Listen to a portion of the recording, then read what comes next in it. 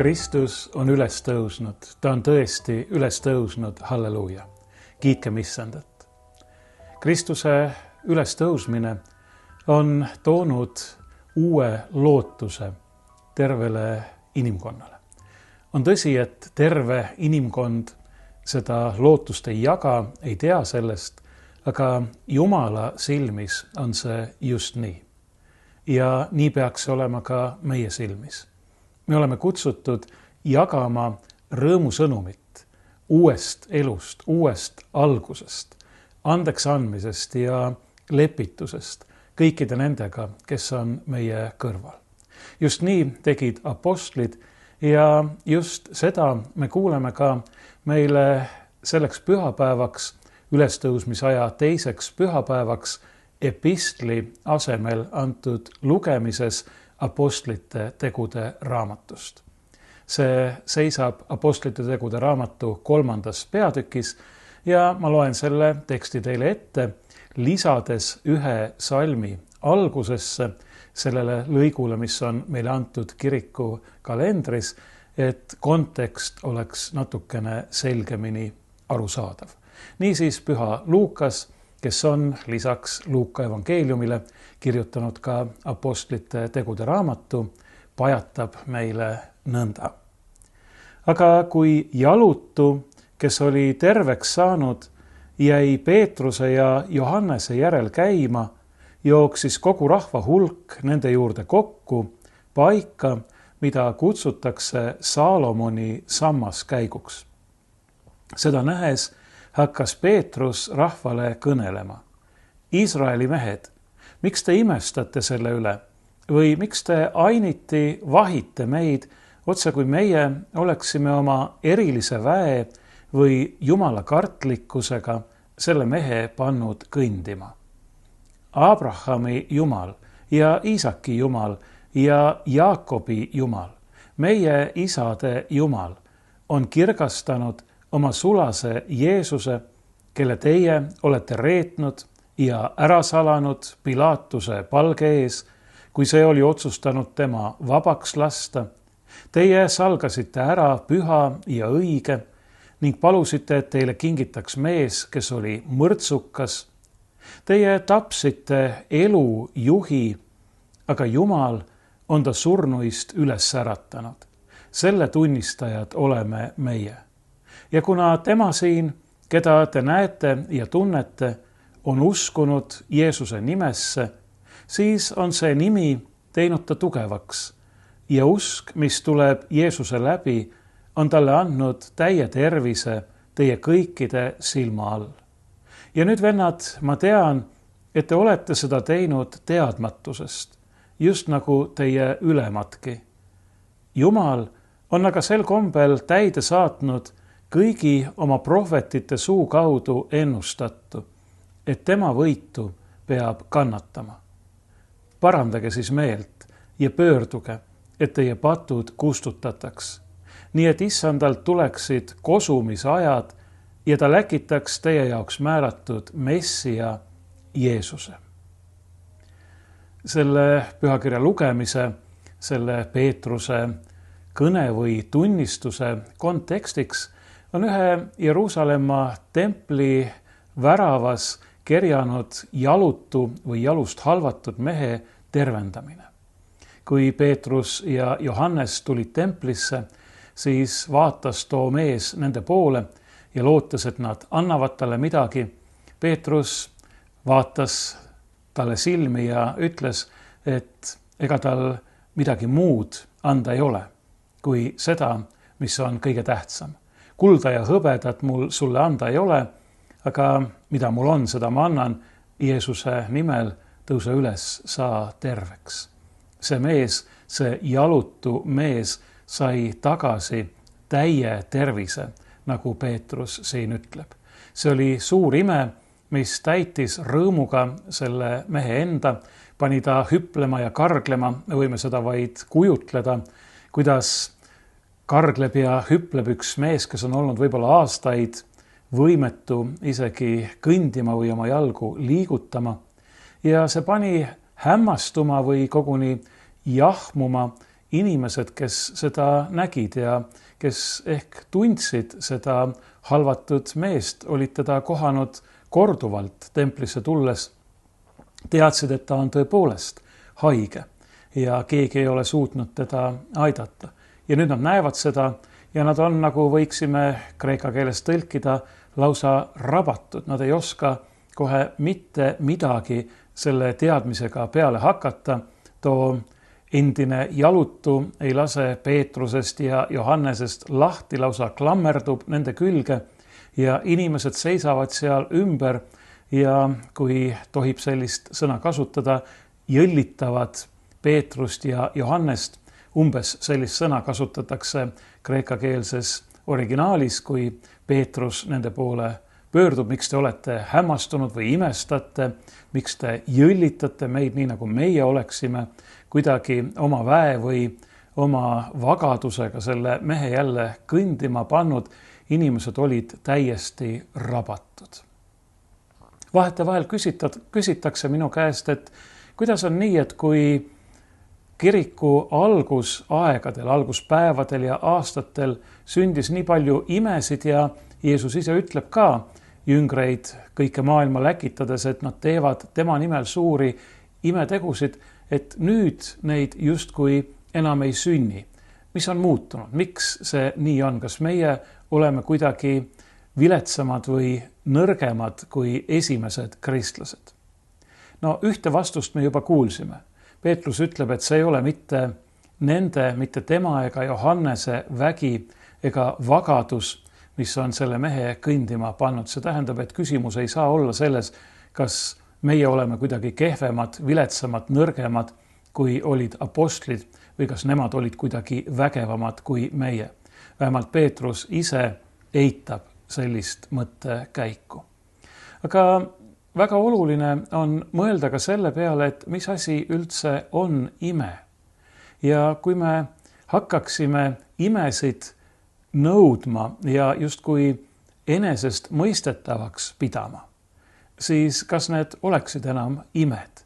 Nii et see ime mõiste ise, see ütleb meile, et tegemist peab olema millegi erakorralisega ja ka millegi haruldasega. Ja kuna kõik need imed ja tunnustähed on Jumala käes, siis on Jumal ise ka see, kes otsustab, millal ja kus ta laseb mõnel sellisel sündida. Muidugi me peame usaldama Jumalat kõiges, nii loomulikus kui üleloomulikus. Nii selles, mida me peame enesest mõistetavaks, kui ka selles, mida me peame imeks. Aga kui natuke sügavamalt järele mõelda, siis kui palju neid asju, mis on tegelikult enesest mõistetavad, üldse olemas on. Kas see, et meie oleme siin, on enesest mõistetav? Kas see on midagi, mis peab olema?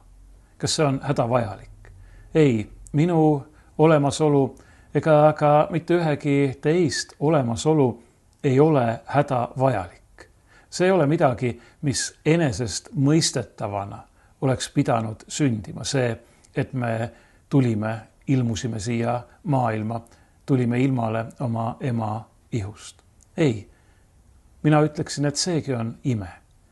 Hiljuti just rääkisin ühe inimesega, kes oli mõni aeg tagasi saanud vanaisaks ja ta ütles, et ta oli seal haiglas, kus väike pojapoeg sündis ja kui ta hoidis teda oma kätel mõned hetked pärast seda, kui too pisike inimene oli ilmale tulnud, siis ta küsis enda käest, et kuidas on võimalik, et on inimesi, kes ei usu Jumalasse, loojasse, eluandjasse, eluallikasse, kui nad on näinud midagi nii imelist, nagu on see väike vastsündinud inimese laps. Ja see on tõsiasi, mis on inimesi hämmastanud ja toonud Jumala juurde läbi aegade. Ma olen seda varem öelnud, et kuulus Itaalia poeet, kirjanik Dante on öelnud, et Jumal on jätnud inimestele paradiisist 3 mälestust. Lilleõis, tähed öises pimedas taevas ja pilk vastsündinud lapse silmist.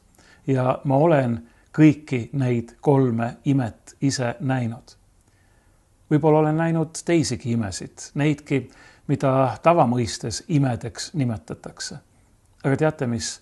Ega ma eriti ei vahetaks. Kui ma mõtlen näiteks omaenda laste peale ja selle kogemuse peale, selle imelise rõõmu peale, mida nemad on mulle kinkinud, siis ega ma ei vahetaks seda nii-öelda loomulikku, seda enesestmõistetavat mõne teise ime vastu.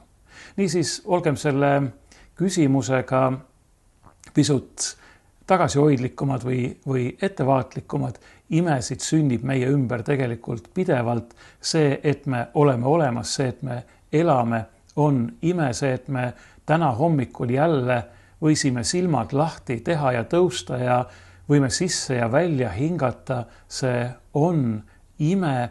Meile on niivõrd palju kingitud, et me ei tohiks väsida selle üle imestamast ja rõõmustamast. Kas me just peame samamoodi hüplema ja karglema nagu too jalutu, kes oli oma tervise tagasi saanud, aga kindlasti me peaksime paluma, et Jumal avaks meie silmad neid tema imesid nägema ja meie südame tänulikkusele ja rõõmule tema vastu. Aga kuigi see ime, see jalutu terveks saamine oli midagi niivõrd suurt, et see täitis suure ülevoolava rõõmuga tolle mehe enda ja jahmatas, hämmastas, pani imestama kogu rahva hulga, kes seal ümber oli. Peetrus nägi selles ainult ühte võimalust kuulutada veelgi suuremat imet, kõige suuremat imet, mille me võiksime võtta kokku nende nii tuntud Johannese evangeeliumi sõnadega: nõnda on Jumal maailma armastanud, et ta on oma ainusündinud poja andnud, et ükski, kes temasse usub, ei hukkuks, vaid et tal oleks igavene elu. Peetrus ütleb Jeruusalemma rahvale, Iisraeli meestele, nagu ta neid kõnetab, mismoodi see ime oli sündinud. Mitte tema ega Johannese väest ega vagadusest, vaid Jeesuse nime läbi. Miks Jeesuse nime läbi? Sellepärast, et Jeesuse nimi ütleb seda, kes ta on ja milleks ta on tulnud, mida ta on meie heaks teinud. See nimi tähendab, et issand on päästja või issand päästab, issand on päästnud. Ta on tulnud selleks, et tuua pääsemine, et tuua mitte ainult ajalik, ihulik tervis, vaid igavene tervis kogu inimkonnale, kõigile, kes temasse usuvad, ta vastu võtavad ja talle järgnevad. Ta on tulnud meid tõesti terveks tegema. Ja terveks mitte ainult selles igapäevases või tavapärases tervise mõistes, vaid terveks selles mõttes, et me tõesti olemegi need, kelleks Jumal on meid tõeliselt loonud, kellena Jumal on meid oma vaimus näinud, kui ta on meid loonud. Tõelised inimesed, täiuslikud inimesed. Jeesuses Kristuses võtab Jumal meilt ära kõik selle, mis meid sellest täiusest lahutab, mis meid määrib, mis teeb meid kuidagi poolikuks ja ebatäiuslikuks. Jeesuses Kristuses tahab Jumal meile kinkida elu ja seda ülirohkesti. Ja ta ei taha seda, mida inimkond on patulanguses kaotanud, mitte lihtsalt samal viisil taastada, vaid ta tahab selle kõik uueks teha. Ta tahab selle taastada ülevoolavalt rikkalikumana. See on Jumala armu ime. Ta tõesti hoolib meist nii väga nagu oma silmaterast ja ta tahab meile kinkida kõik, mida me ei oska isegi kujutleda, mida me iial võiksime igatseda, januneda ja loota.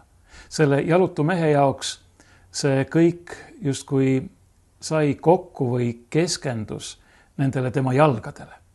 Aga Jumal tahab meile kinkida midagi palju enamat. Ja ta teeb seda Jeesuses, kelle nimi ütleb, et issand päästab. Niisiis Jeesuse nimi, see tähendab tema ise, issand ise, Jumal ise on teinud terveks selle mehe ja on tulnud selleks, et päästa meid kõiki. Peetrus tuletab Iisraeli meestele, Jeruusalemma rahvale meelde, kuidas see kõik oli. Ja ta räägib siin tegelikult üsna karme sõnu. Ta ütleb, et teie olete ta reetnud ja ära salanud. Pilaatuse palge ees, kui see oli otsustanud tema vabaks lasta.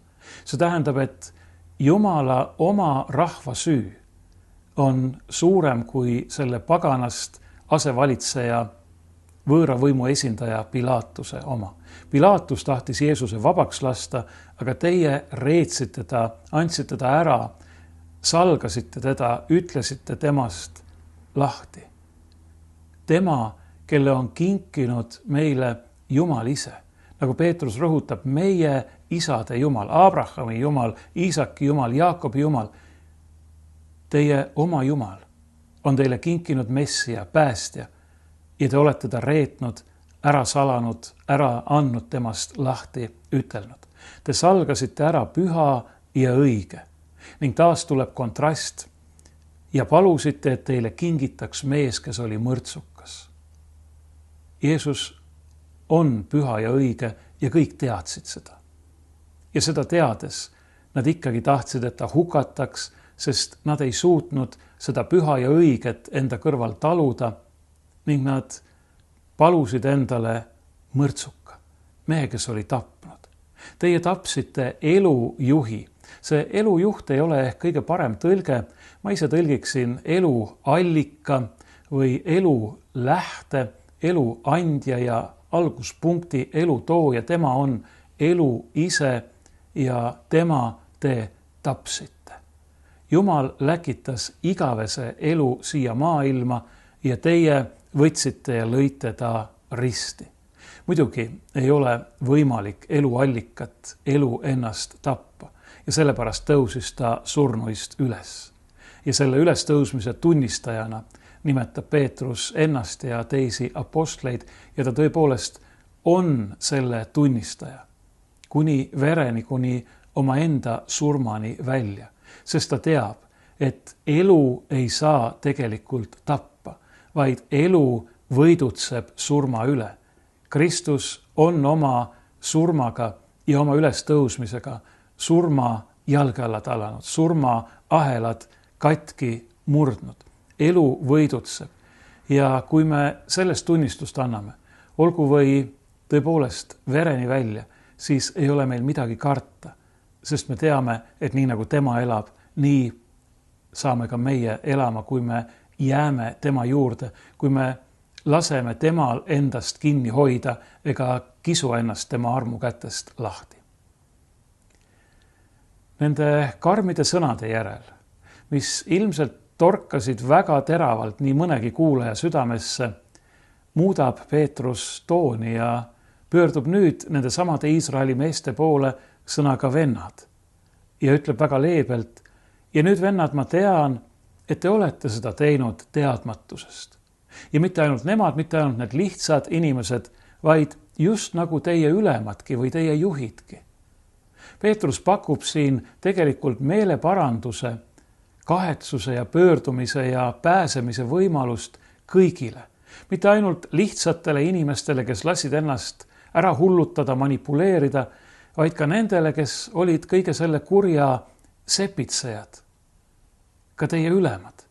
Ka nemad ei teadnud. Nii nagu Jeesus palus isa anna neile andeks, sest nad ei tea, mida nad teevad. Nii ütleb Peetrus siin. Ma tean, et te olete seda teinud teadmatusest, just nagu teie ülemadki. Ja ta ütleb, et sellest kurjast, mida teie olete teinud, tahab Jumal nüüd lasta võrsuda midagi imelist ja head.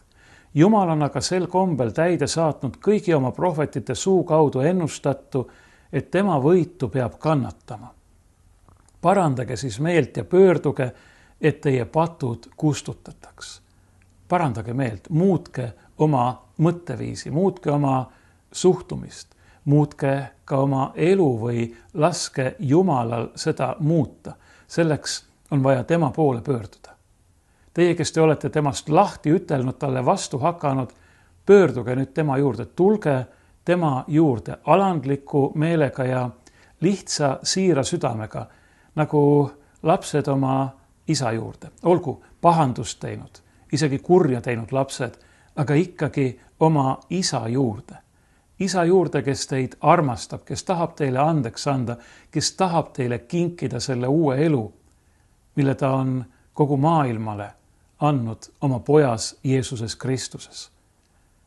Teie jaoks määratud Messias Jeesuses, päästjas, lunastajas, Jumala võitus, kes on tulnud siia maailma ainult selleks, et igaüks meist võiks pääseda, et mitte keegi meist ei peaks hukkuma, ei peaks kartma, et teda ootab ees igavene lahusolek Jumalast, see tähendab elust, headusest ja armastusest, vaid et me kõik võiksime saada osa sellest imelisest taevasest õnnest, mille Jumal on valmistanud kõigile neile, kes lasevad ennast temal päästa.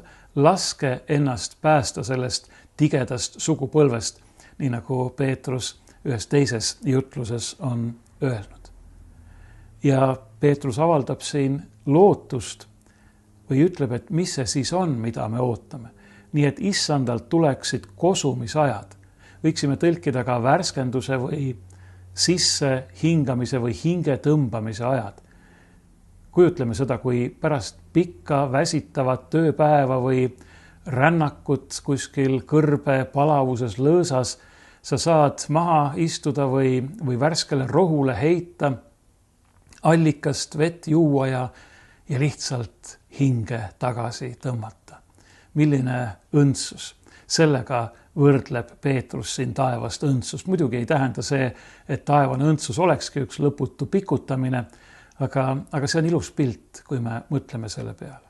Pärast väsitavat ehk päikeselõõsas töötamist või rändamist sa saad hinge tagasi tõmmata ja ennast värskendada kosutava jaheda allikaveega.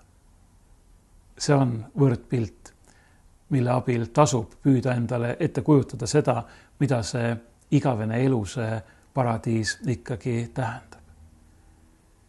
Jeesuse kaudu, kes on meie päästja, tema nimes, mis tähendab, et issand päästab, issand on meie päästja. Kui me loeksime edasi sedasama Apostlite tegude raamatu peatükki ja ka järgmise peatüki algus, siis me näeksime, et siin on üks huvitav selline, ma ütleksin natukene irooniline paradoks või kuidas öelda, lahendus või jätk sellele loole. Nimelt Peetrus siin ju räägib sellest, et Jumal annab kõigile võimaluse meeleparanduseks.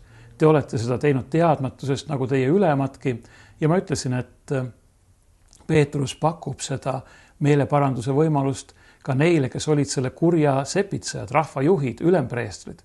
Ja nad saidki seda õige varsti kuulda, sest et meile räägitakse natukese aja pärast siin Apostlite tegude raamatus, et ülempreestrid suur kohus saatiski vahimehed või oma sulased apostleid kinni võtma. Nad võtsidki Peetruse ja Johannese kinni ja vedasid suurkohtu ette, kes neilt aru päris ja seal sai Peetrus jälle Jeesusest tunnistust anda. Selleski, et ta vahistati, et teda peksti, et teda üle kuulati, nägi Peetrus Jumala poolt kingitud võimalust anda tunnistust sellest tõelisest imest, mis seisneb selles, et Jumal ei ole meid hüljanud. Ta ei ole meid maha jätnud. Jumal ei vihka mitte ühtegi patust, vaid ta tahab, et me kõik võiksime saada päästetud. Jumal tahab, et me kõik võiksime elada koos temaga igavesti seal taevases paradiisis. Et me kõik võiksime saada osa nendest kosumisaegadest, sellest värskendavast puhkusest allika ääres seal Jumala taevases riigis. Kristus on üles tõusnud. Ta on tõesti üles tõusnud. Halleluuja.